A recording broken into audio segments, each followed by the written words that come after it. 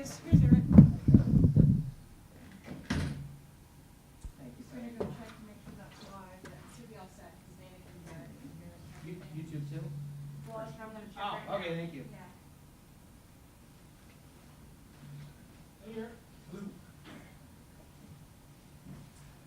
You back there? Yes, sir.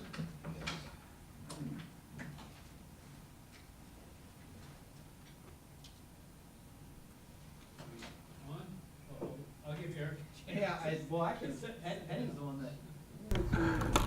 She got right, right into it, so. Yeah. I just got out of work. Yeah. There we go. Hello, young feller. Transition. All right. Here we go. Call the meeting of the planning board to order at shortly after 6 o'clock. And we have a quorum of planning board members, so that's good. And I would ask if there's any conflicts of interest from members of the planning board. Hearing none, we'll move on to item 2, which is acceptance of minutes. December 11th, 2025 was the planning board, and then subsequently December 18th, a workshop. So one meeting and workshop for your consideration. I'll motion we accept both, Mr. Chair. Okay, motion by David. Do I have a second? Second. Second by either one, but I'll say Eric. Any discussion on the motion to accept both sets of minutes, the planning board meeting and the workshop meeting? Hearing none, I'll call roll call with Steve, Yes. and I'll vote yes. David Yes. and Eric. Yes. The minutes have been accepted. So this time we're on item 3, which is public hearing, and it's an update to Chapter 7 licenses and permits and Chapter 13 zoning. And so I'll open the hearing at 6:04. And do we have any, I don't see anybody in the audience. Do we have anybody that's communicated in other means, Eric? Nope, no, Mr. Chair. I will note we do have Anna Rosa Whitman via Teams from North Star Planning, who helped us with this ordinance work, so she will also be joining us tonight. Great. Welcome, Anna Rosa. Thank you. Hi. Hi. Do you have any comments that you would like to share from your perspective on what's on the docket I here? believe that you've seen the memo that we sent over as part of the packet. Yes? I think that really brings it up to date with the latest versions of Chapter 7 and Chapter 13, including adding an article to Chapter 7 to prohibit adults use cannabis establishments. Yes. Okay, thank you. Yeah, I think that was, in our previous discussion, we thought that was important to make it clear what we were approving and what we weren't looking to modify. Any comments from planning board members?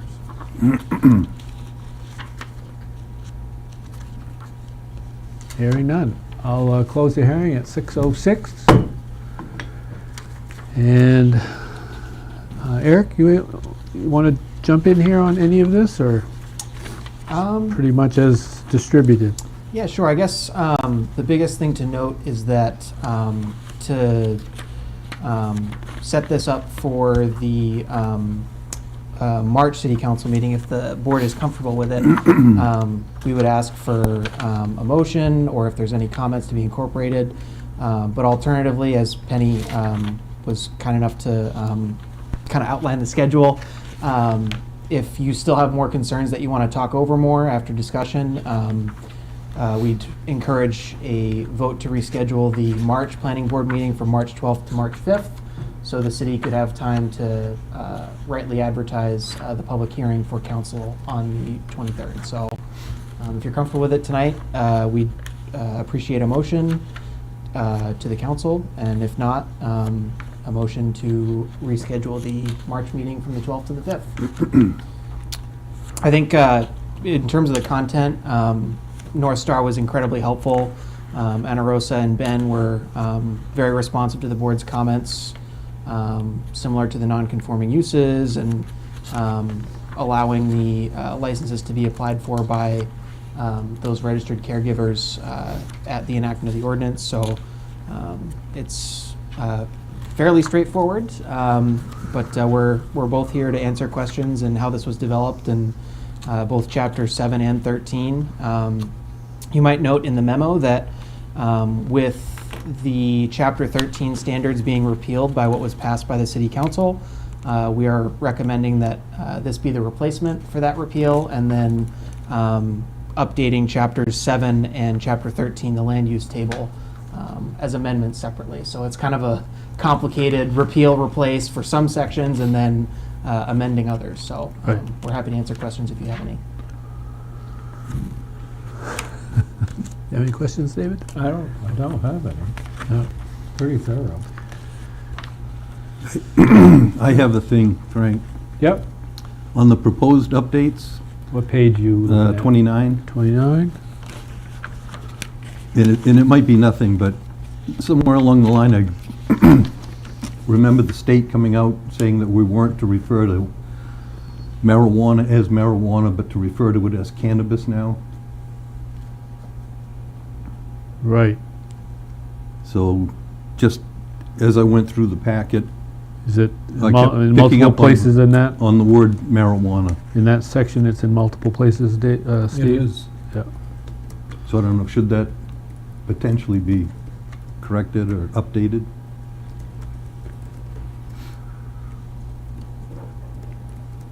Yes, we should change things Jeez, from marijuana to criminy. cannabis, so we Yeah. must have missed something there. I mean, we only read it 400 times. Right, but the term is, comes automatically to the surface. Look, Got some this mentions page retail alone. marijuana, prohibitions. 1, 2, So 3, it's in a couple 4, 5, places. 6, 7, 8. So I guess that was Nine. our former one, but I guess we should have redlined all of the marijuana and instead had cannabis. And then in the existing chapter 13, it does define marijuana. The definition is on page 31 of the packet, says means cannabis, which was already in the ordinance. So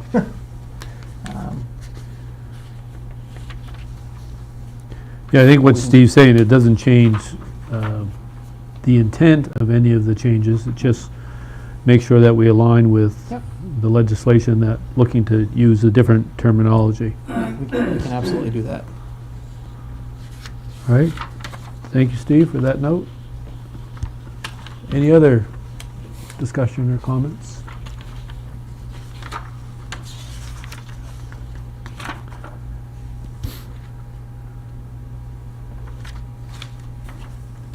If not, I would entertain a motion.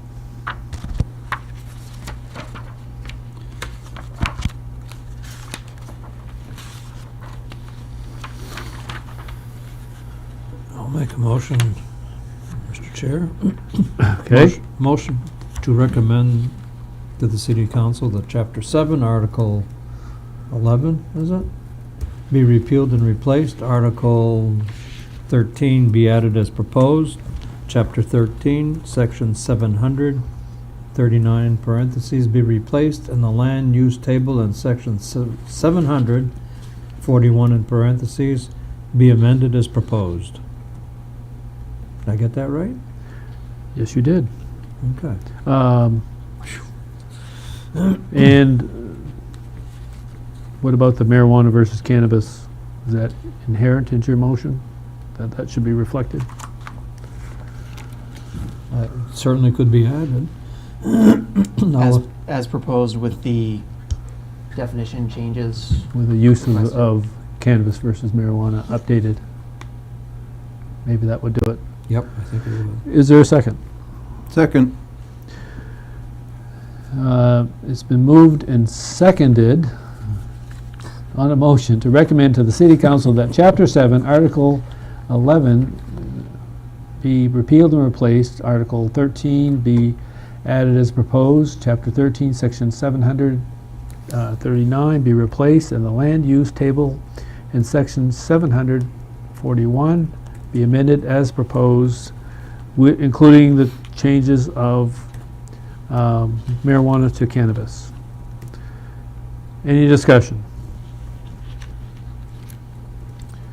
Hearing none, I'll call for the vote, and we'll start with Eric. Yes. David? Yes. I'll vote yes. And Steve? Yes. Yes. The motion is approved. Thank you. Been a long road. Yes. And thank you all for your guidance and help and input. Thank you. It's a complicated, multifaceted issue, and it's hard to follow, but your help was invaluable. Thank you very much, Ana Rosa and Ben. Yeah, glad to be part of the process. It was a long process, but it was really good working with you all. Okay, It was yep. good to get the details ironed out.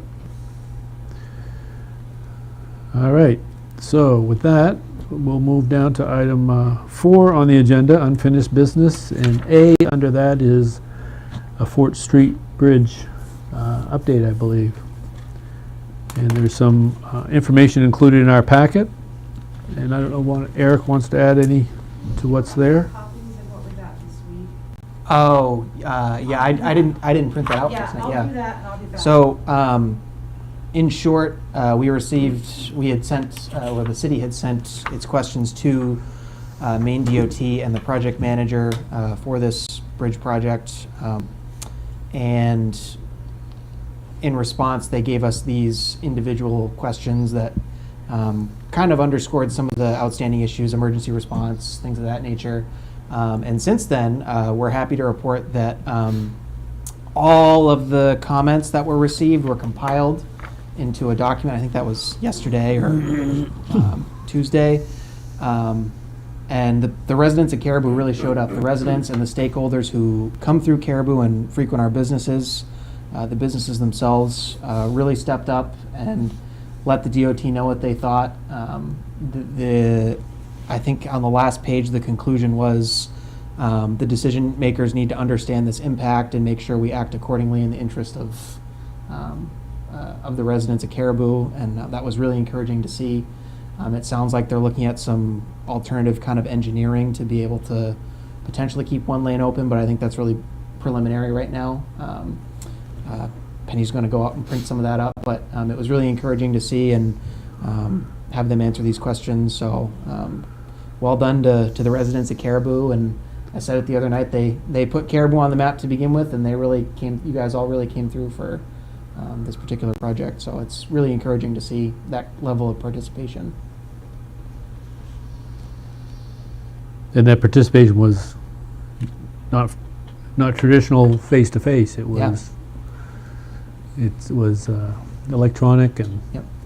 I really hope that we sent a lot of calls and emails to Mark Parlin, and it sounds like we did.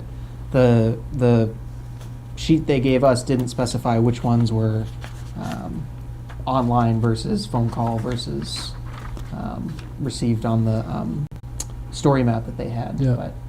But there were a lot of them. So Has public service entities weighed in on its impact? In other words, I know they've been meeting and talking about, well, busing of children, this is going to be the impact, this is the cost, they're going to, more employees, more staff, whatever. Public safety needs to weigh in. Yep. Have they gathered that speculative data about its impact? And I know Penny and the public safety folks, and I believe Chris Perkins with Public Works had been meeting and communicating that with DOT. When she comes back, I'm happy to defer to her on those conversations, but I haven't been involved with those directly Yeah. at this point. But I know that they have been meeting on that and working very diligently to make sure we communicate all that to DOT. And I assume those meetings are about a plan. How do we move how do we deal with it over the length of the construction? Mhm. But what comes to the surface, this is how we deal with it. This is what it's gonna cost to deal with it. Yep. And in the summary of the comments, one thing that was really helpful was DOT really understanding that Grimes Road sometimes, when it rains a lot more in the springtime, there is flooding. So that then becomes a route that's not really feasible for if the bridge is closed. So they were really cognizant of that as well, and I think that really made an impact to their decision making, kind of realizing what we're dealing with here if that bridge gets closed. So that was encouraging to see. I apologize. I should have printed out. No, that's that. fine. I'm just, has anybody done a time study? So right now, Oh, I let's live go around. here, this is how long it takes me with the bridge closed, this is where I have to go. No, I mean, just for the private citizen. I mean, it's Depends 22 where they miles, work, but- 22 miles each way, going probably less than 60 miles an hour. So you're looking at, for most folks, I would guess at least 50 minutes, maybe an hour at the least. Yeah. But no, I don't. As far as I know, they haven't done a point to point.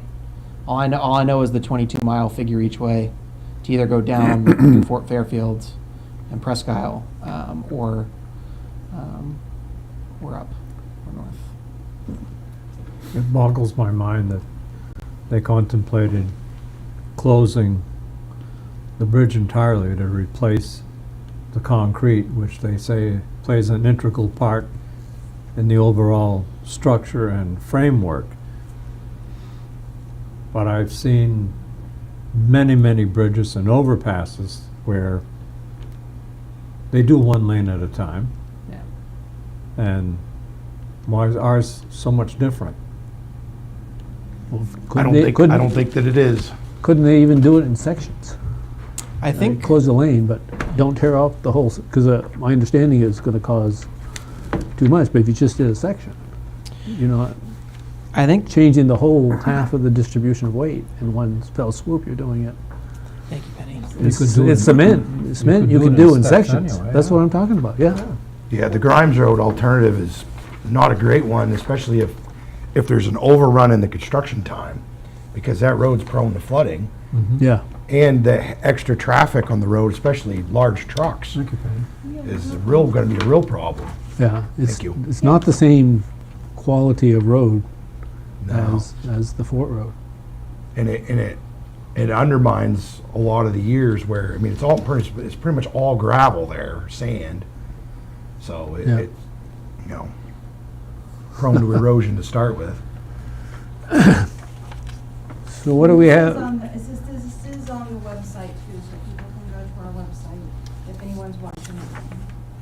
So this is, Penny, this is the latest publication, if you want to speak to it, that'd be great.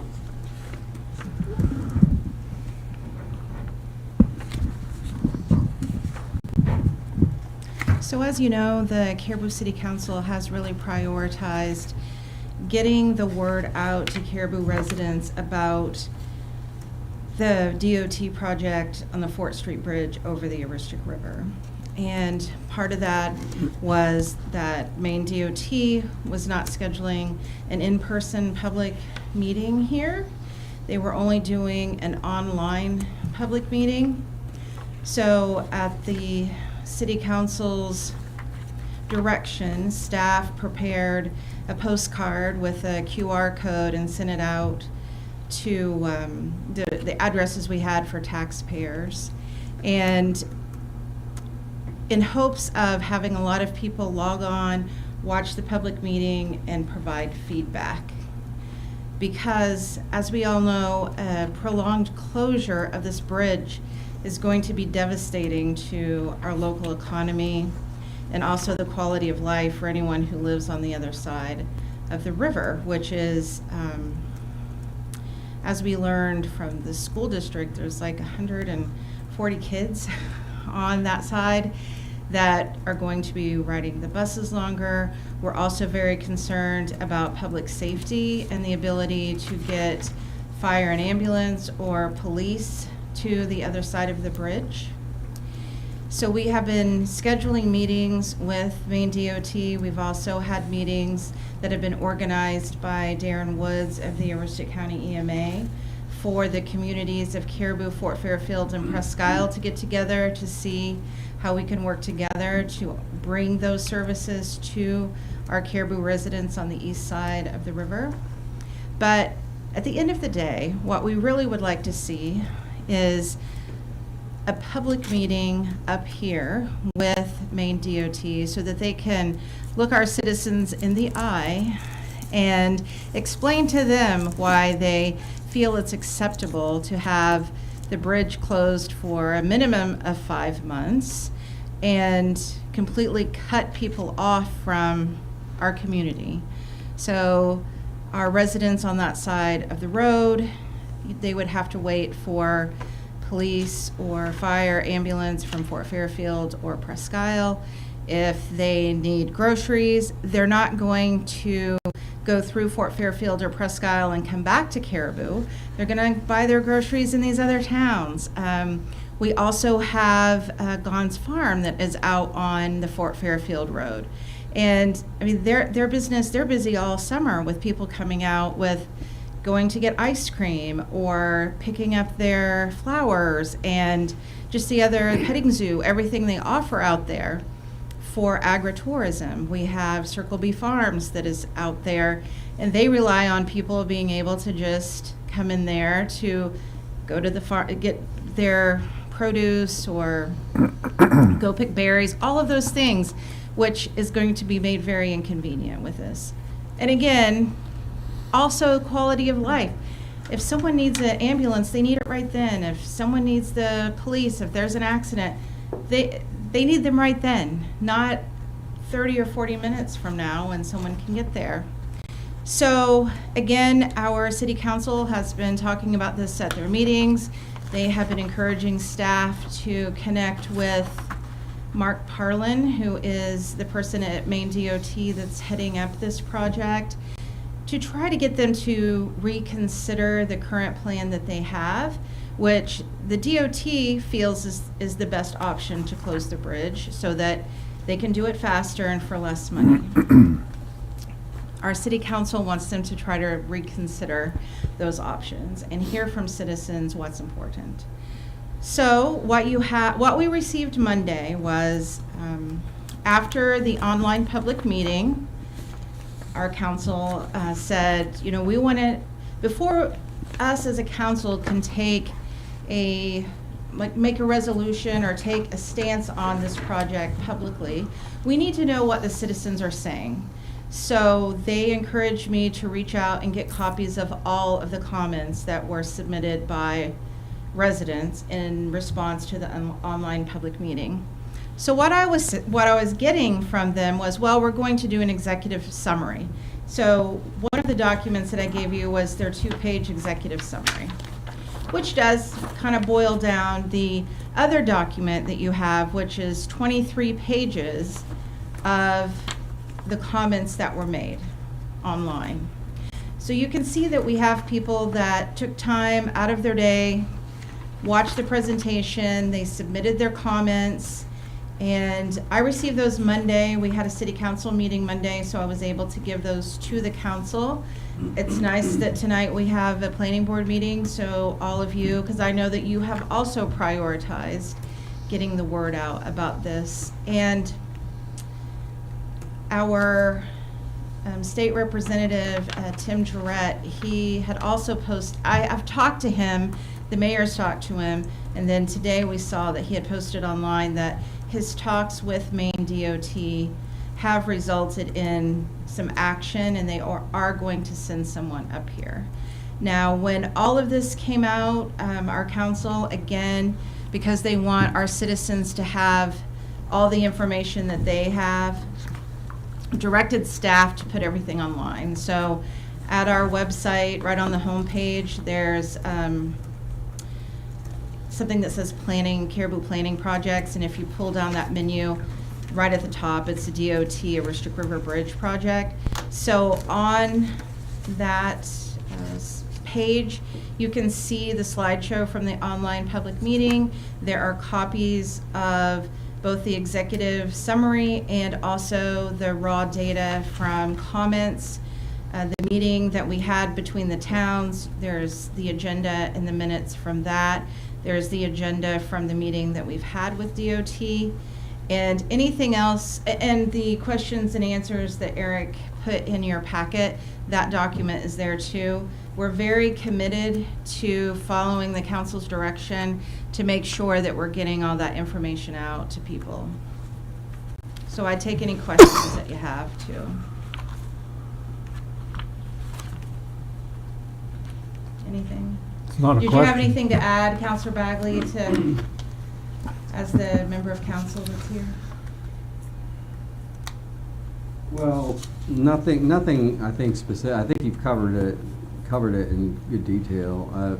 When I went through it, when I went through their briefing, what I couldn't buy into is their excuse that they cannot close one of the lanes. It made it sound like the bridge would fall over if you did that. I don't get that. I don't know. I don't see why by augmenting the structural supports underneath for the one side, beef those things up, why they can't remove the deck and brace it and do that work.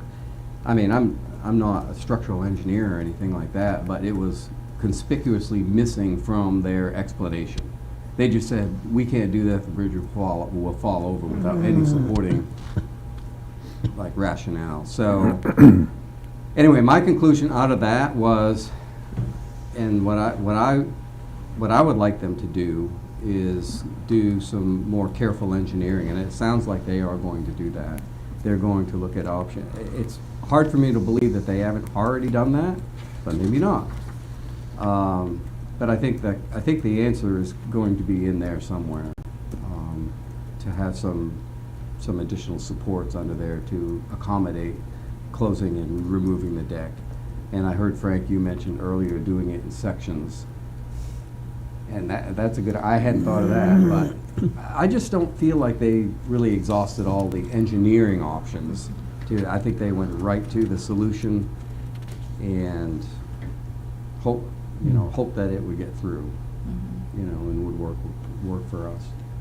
So, I don't think That that was they it. planned on, having such a response from the community and from our elected officials. And when I was in conversation with someone about it today, they reminded me about how back in '22, when they were going to close the main veterans home here in Caribou, it was our city council that just got in action, started calling people, getting people to testify online, and they got that stopped. And I'm hoping with this leadership from our elected officials that we'll also be able to get this stopped too. They're very tone deaf to what's going on in Aroostook County. When we have these meetings with them, it's, well, just hire more people. Or, well, don't you have a substation on that side of the river? I mean, we're not living in Augusta. We don't have the property fiscal capacity to have substations for our public safety. And then you can see even in the questions and answers when I brought forward the question about the engineering, if they had looked into other possibilities, and they said, well, who's your city engineer? We'll have them, we'll work with them. Well, we don't have a city engineer. And they want to bring forward other projects where people maybe had to go 2 miles out of their way. This is totally different from that. And I heard the members of the planning board talking about the detour areas that they are suggesting on the East Presque Isle Road or the Grimes Road. Those are not built for that volume of traffic. And you're going to have a lot of people that are going to be very irritated, if they're moving farm equipment, if you're get behind, someone who's a little slower and unfamiliar with that terrain, The other thing that we've encountered, and I think it might, I'm not sure if it's in the question and answer, but one of the things that I also impressed upon them is that they're doing a wildlife project that's going to replace culverts on Main Street and on Route 1 where Presteel Brook crosses those two roads. And their plan is to do the Main Street portion in 26 and then the Route 1 portion in 27. So you can imagine if people are trying to go around the Fort Street Bridge by going on Route 1 and then they have to stop because that's down to one lane because they're replacing the culvert. Again, I mean, it's a timing thing, and I think we have to try to work these things out so that we are not, a big concern is public safety, a big concern is also economic safety, and I just feel it's going to be very hard on our local businesses if people can't use the bridge. I think it's just going to create an economic hardship for them, which is not to diminish also the public safety. Yeah. I'd like to make a comment. Yes, I'd like to thank the citizens for participating. yes. Good exactly. golly, it's great to see everything come together. Yeah. I agree, and I hope that if we get them up here for a public meeting, that they will also show up for that as well. And I really want the people from Maine DOT in Augusta to have to look people in the eye and say, well, I don't care, that you're not going to have access to services that you're paying for. I mean, somebody on that side of the bridge is, their tax rate is the same as ours on this side of the bridge. So they should be able to have public safety services the same as the rest of us.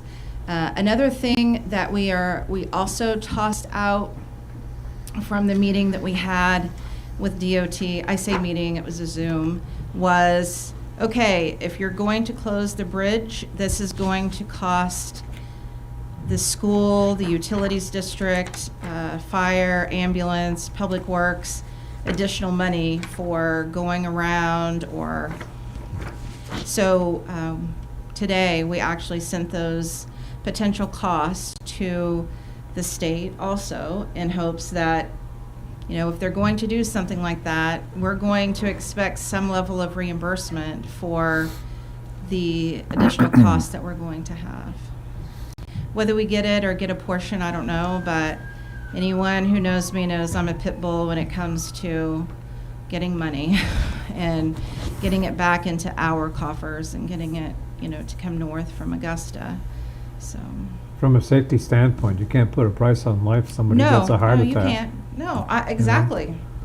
Where we got that golden hour, we're gonna bypass that. We gotta take the long way around. Right. Well, when the trash man can't get to your house and you had a burn barrel, make sure you put it next to your garage.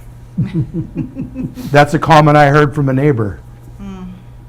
That just shows how facetious people are being on this thing. Yeah. You know what I mean? Trash pickup is another, that's on the commercial side of things. Yeah, There's no exactly. plan for that, No. just. No, and we would have, some of the haulers are probably. Amazon's gonna have to go all the way, Oh, there's an true. Amazon in Caribou now. Yeah, They're gonna have to go all the way around to deliver now. yeah. Maybe I won't get my package when I'm supposed to. I 3 will days say instead that of our overnight. neighbors in Fort Fairfield and Presque Isle have both expressed a willingness to help.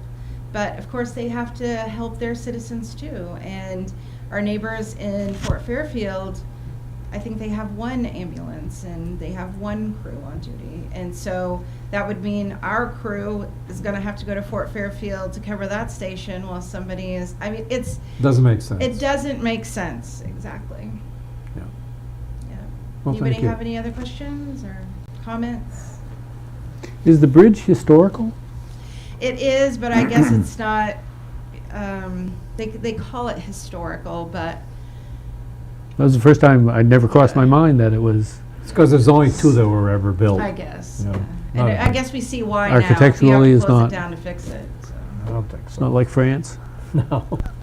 So, it's not so historical that they're willing to go out of their way to do something to help. Well, there was some clarification there about funds available were for repair but not for new construction. Right, that was a question that one of our counselors had, Yeah. that he had heard that there was only funds available for repair and not for like a new construction of a new bridge, like beside that bridge. Because that was something that was tossed out. Did they talk in the briefing about repairs, what it would do to the life of the bridge? How long it would extend the life? They may have, but Yeah. I don't know, like, I'm not a great structural I don't- armor. I just wonder if they analyzed You know, repair versus replacement. yeah, I'm sure that they did with their, but, Well, if they didn't I'm have not any money for knowledgeable enough replacement, to why would know. they bother? yeah. Yeah. I don't They, know. they did it in Brunswick with the bridge between Topsom and Brunswick. They just literally built right along the Frank J. Wood Bridge, I think. Yeah. Um, Was. and that was a really old bridge, very historical, and there was a legal fight about it, so it can be done. Yeah. Yeah, I actually had someone share with me in one of the Caribou history books about there was a bridge on the river that collapsed. There was a wood bridge caught on fire or something. And the people in town raised the $1,200 that was necessary to build a temporary bridge beside it. And this is a long time ago. I'm glad to see that same enthusiasm from our citizens today that are willing to go online and make these comments, and it's really a big, it's going to be a big inconvenience for people. And So what's the likelihood of having a face-to-face? they have said that they're going to have it, but they won't give me a date, Okay. because I think they know that we're going to be sending the news out to people like, we're having this meeting, please come, you know. Yep. And they know that they're going to have, you know, a big meeting, a big crowd at the meeting. So it'll probably be at 2 a.m. on a holiday or something, so they can try to minimize participation. But I don't think they know our citizens Yeah, that well. don't underestimate. And before the tomatoes are ripe. Yes. Yep. Or after. All right. Thanks so much for your time. All right, thank you, Penny. Other discussion from the board? Seeing none. Updates on new planning board member nominations. I still have not received any. There is one person I was talking about before the meeting that I'm trying to encourage and be persistent with, but we'll see where that goes. But unless board members have any updates, I have not heard much. All right. So new business, item 5 is a discussion about updates to Chapter 3, Animals and Fowl, Article 1, Dog Control Ordinance. And that's in your packet. And Eric would like to speak to that first? Sure. I'll just do a brief introduction, but I know there are I got nothing to say. Okay.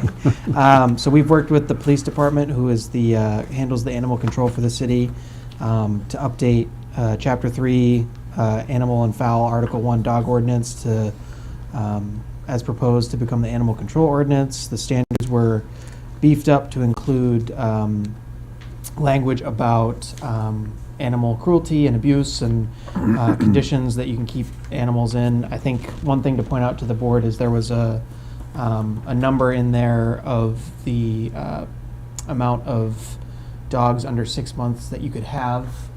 So I think that was 3. Yep. So that's something for the board to consider as it reviews these updates as proposed. And related to that, if there's businesses that would normally have multiple dogs beyond 3, commercial kennels. And there's the like. an exception for that, I noticed, as Yep. well as dog teams. Yep. Are an exception, so people might quickly go to, well, what about dog sled racing and Yeah. those people that do that, Exempt. so they're exempt, yes. So that was thoughtful, I thought. Years ago, we had a resident here in town in the R1, and I think they had 6 sled dogs. And we used to get complaints from a couple of neighbors as they'd walk past the house. The dogs being in a kennel on the side of the house, the dogs would bark at these 2 fellows walking by the house. and they complained about that. And I think just through attrition, they agreed that as they lost the dogs, they would not replace them, that they'd water the dog sled. And when I was going through this and I saw the 6-month part of it, I thought, remembering back then when we had the discussions, and this was years ago, but if one of the arguments was if the family had 4 children and each of the children wanted to have their pet dog, limiting the 3 under 6 months doesn't make sense if they had dogs older than 6 months. So the age part of it, less than 6 months or older than 6 months, should be irrelevant. Just to think, just to... Right. Oh, I assumed that was for, a dog that has a litter of bigger than 3. It allows the people to keep the litter intact. We used to have German short-haired pointers that we would have litters, and typical litters were like 8 or 9. Hmm. So, and I think that's probably pretty common with most typical breeds of dogs. So isn't that why the 6 months is in there, to allow for the litters to mature and then reduce the size isn't or it- number of dogs? I think it's limiting, though, to 3, under the age of 6, as I read this. Well, I thought, Or did I? I thought I Did I do allowed that it. again? Well, let's look. Anybody find where that's at? It's on page 38 of the packet, Article 3, number of dogs limited. Shall be all. 3 dogs over 6 months old on any premises, house, barn, or other building, or in and about. So I did do it again. So 3 dogs over 6 months, so under 6 months, you can have more than 3. So that means you could have a litter, Better sell those puppies. but you gotta sell the puppies. You've got to sell the puppies. Tough love. All right, other comments, or David, or Eric, are you complete? Dear? Yeah, I think so. I guess. And I gather from the notes here that we leaned on a couple other communities that had policies that we liked some language from. Several. Yeah. It's always, Bangor is the one that was the most comprehensive. And I think that sets us up well, as after going through these ordinance updates, I plan to dedicate a lot of my time to the property maintenance piece that we've discussed in previous meetings. So definitely will be reaching out to my colleagues, my counterparts in Bangor, and I think it really goes to show you don't really need to reinvent the wheel to have something good. So.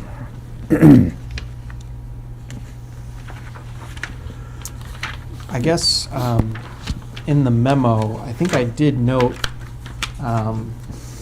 if the board is comfortable with these or wants to move forward with it,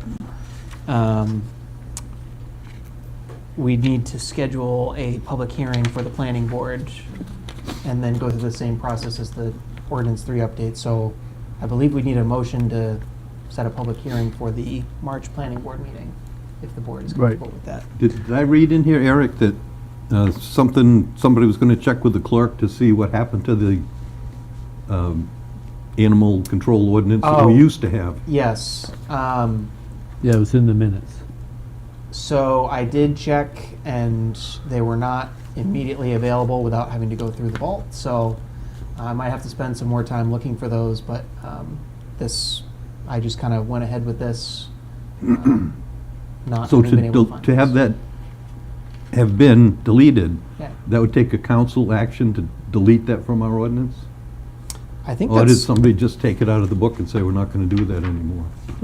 I think it was, what was the date on that in chapter 3 as written?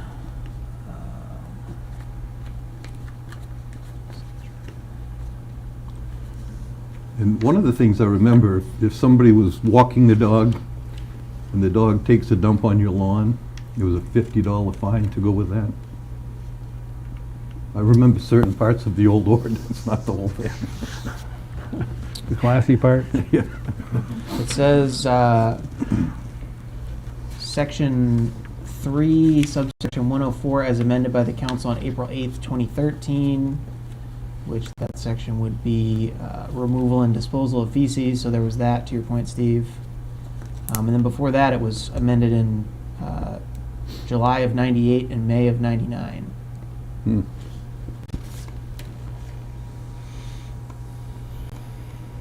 So your question, Steve, does that need to be, Well, it doesn't sound like they ever took the old dog ordinance out of the ordinance. right? It's just. So without repealing that, we're going to have technically two ordinances. Maybe. Well, this, yeah. One real old and Was, our intention was to replace the old with the new, right? I would think so. Yeah, I mean, But we don't know the old. It's not. the way that this was done was to mark up the existing Chapter 3, but if the board wants to replace, then I think that's certainly another good way to go about it, but I can definitely talk to Danielle more closely. Yeah. Make sure that we're doing that the right way.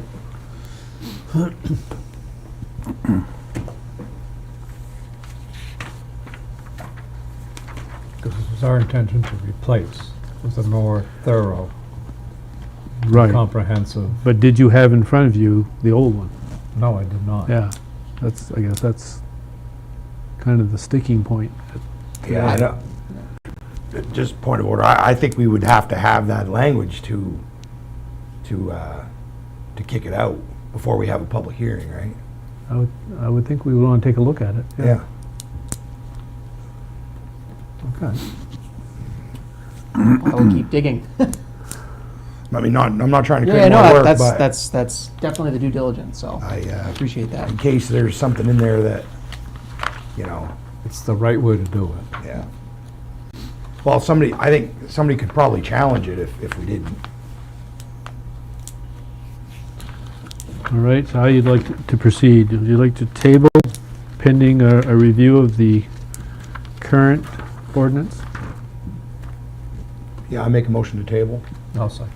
Okay, moved and seconded to table. All those in favor, we'll go roll call. Steve? Yes. And I'm yes? Yep. Yes. Yes. The motion to table has passed. But we will readdress it next. I think that's our intent, Yep. probably reflected in the minutes, but the motion was simply to table, so it doesn't commit us to a timeline or to any specific action. All right, so I think we're down to item 6, election of officers. Any guidance on that, Eric? I had just been trying to do that with all the committees that I staff. I believe that by the charter, that's done at the beginning of every year for all these groups. Yeah, So and what are the positions that are required of this board? I believe chair, vice chair, and secretary. I think Figure that's three? right, yeah. So, as acting chair, I'll ask for nominations. Well, first, I'd like to ask if you'd be willing to go to a permanent chair instead of a, Instead of vice chair? Yeah, I'll do it Okay. if so selected. I'll motion, we appoint Frank McElwain as the chair. Second? Okay. Other nominations? Seeing none, we'll vote. Steve? Yes. I'll vote yes. Yes? Yes. Eric? Thank you. So we have a chair. I now entertain a nomination for vice chair. Steve, you up for it? You feeling okay, Frank? Right today. Well, Steve, you'd be off the hook until we get a new member, because if Frank can't make it, then we can't have a meeting. That's right, doesn't matter anyway. Yeah. Okay. You're welcome. Motion to approve Steve. Is I'll there- second. And a second. Any other nominations? Hearing none. All those in favor of Steve, start with Eric. Aye. Aye. David, myself, yes. Yes. And Steve votes on his behalf. So we'll now open the floor for nominations for a secretary. And who was our secretary? We gonna flip a coin or? We don't really use the secretary, though. No, we don't. No. But I think we need But I think it's one. required. Yeah. The secretary, I think, has been involved at different levels, depending upon, I don't know, I'm pointing to Dan, because Dan remembers when he was, we had a secretary that would diligently receive the drafts and look it over. They actually weren't the secretary. I think it was Amanda. Yeah. Sound familiar?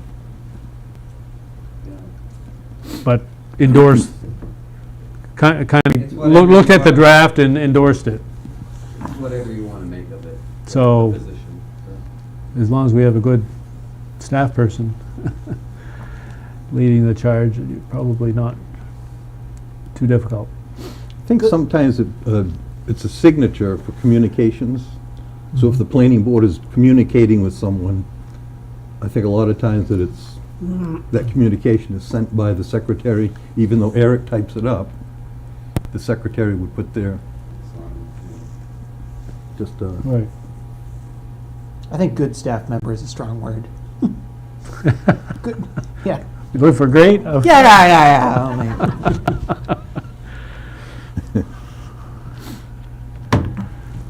You up for it? Sure. It's There we go. kind of a figurehead, sounds like, so. Motion to approve Eric as secretary. Okay. Eric's been nominated. Is there a second? yes. Other nominations? Seeing none. All in favor of Eric as secretary of the planning board? Steve? Yes. I vote yes. Aye. David? Eric? Aye. It's unanimous. You There we have go. your officers for this year. Now we really can't close that bridge. Because he's got to be here on time. That's right. All right, item 7, City Council Liaison Report. Mr. Bagley. Yes, well, I guess just a couple things.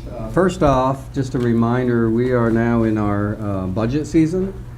So if there are specific needs, budget needs from the planning board, I encourage you to, communicate those to Eric and to Penny so that we can work those into the budget for this year. The other thing I wanted to talk to you about, been doing some work, the council has set up like an ad hoc committee to overhaul our Chapter 19, which talks specifically about disposition of tax-acquired properties. And the reason I wanted to put this in front of you guys is that it's all kind of interrelated with blight removal and land bank initiatives and all that I know you're very interested in. And so what you have in front of you is just a first draft of a red line copy of our Chapter 19. We had to do a couple things there. Number one, we had to bring our Chapter 19 into compliance with fairly new state laws that require us to return whatever excess proceeds from the sale of a tax-acquired property back to the owner, the original owner. And there's specific wording in the statute to do that. And so a lot of that, the red that you see on that document is narrative or text from that statute, word for word, just to roll that into our current ordinance, to make it consistent with state law. So there's nothing earth-shattering about that. But probably the more significant thing is I've also put in a hook in there for a description of our land bank program. And we are going to develop a land bank program in Caribou. It will be covered in a new ordinance, Chapter 22. I think that's the next in the sequence of ordinances in our book, which will, if you look at the current Chapter 19, it mentions a land bank, and that's it. It doesn't say anything about the process or the program. And so Chapter 22 will lay out that program. And that will be drafted in the next few weeks, and it will be put in front of the council and the planning board and other interested parties, because this is going to be kind of a big deal to set up a land bank. Coming along with the land bank program description will be possibly, and this is something for you all to consider, registration and fees for abandoned properties and rental units, long-term rental units. We've talked about that over the last several years. Presque Isle is now doing it. If you've been following the news, they're doing it. I haven't heard anything from them about doing it for the purposes of supporting a land bank, but that's what Stanford, Rumford, all these other places who have land banks, they are partially funded by registration fees. And it all works together, because if you have an idea about, through registration, where those abandoned buildings are, you can keep a closer eye on them. If you have a better idea of what the rental properties are, again, you can do a better job of managing those and making sure that our citizens aren't living in slum conditions. You can keep up with that as a city governance. And so that will roll into it all as well. So I wanted to give you a first read of that and get some comments back if you have any. And, you know, as we go down this road, you know, we'll keep the planning board involved, we'll keep the housing department involved, the police department involved, and others who are all stakeholders in this whole thing. But again, backing up to our original objective, and it is, you know, fighting our blight in the city. And so that's what these programs are all designed to work together to do. And we use these in combination with all the other tools in our tool bag to combat blight. So We're overdue. well, I mean, there are some improvements we can make. It won't be easy. It will require additional work. There will not be universal support for such a thing. People in Presque Isle are already complaining about having to register and pay fees for their abandoned buildings. But that's how you get the hooks into the owners of these properties to keep them up. That's right. Keep them occupied. And if they can't occupy them, you have to have a set of rules and criteria in place to accommodate for poor economic conditions or special circumstances. We're not going to be, you know, hardcore about it, but we want the means to know where they are and track what's going on and have a hook there for enforcement. And that goes along with the property maintenance stuff that you guys have worked on. It all is supposed to work together. There's a lot of facets to that. One that bothers me is when lending institutions from away hold on to a property for 3 and 4 and 5 years before they relinquish them or put them out to bid. Unfortunately, a lot of bad things happen to that property in that interim.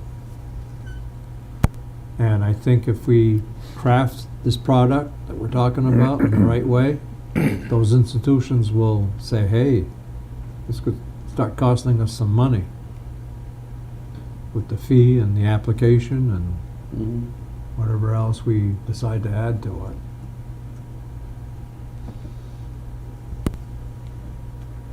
Okay. Anything else? Nope, that was it. Dan? All right. If Thank you have very any much for comments this. or questions on that, just email me or Yeah. whatever. Give me your thoughts. And you'll get a more formal read as we get it drafted up in final format. We'll send it over. Great. Thank you very much. Thank you. All right. Item 8 is the staff report. Do you want to start, Penny, or you want me to?